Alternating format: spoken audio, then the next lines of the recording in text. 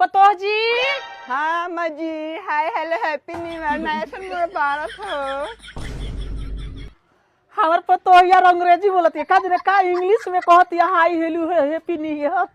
अब ऐसा पतोह से पढ़ल लिखल पतोह से अपने बेटा के शादी कर देनी है भगवान। देखी तो पूजा पाठ कइले में कितना फल मिलता। हाँ पतोह है धर ठीक बा।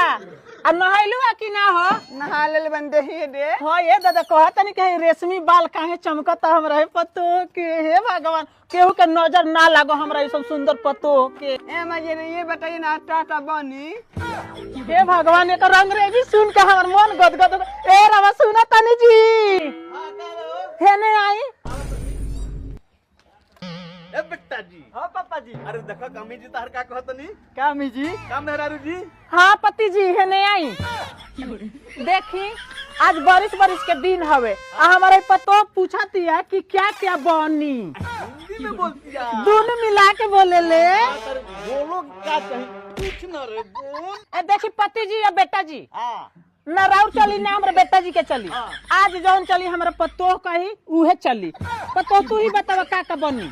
मम्मी जी मेरा मन है कि एक लिट्टी मुर्गा बन जाई। अरे हिंदी बोलती है रे। हाँ वही से तो हमार मनवा के गदगदाइल में वैसन पतोह भगवान केहू के मन दे।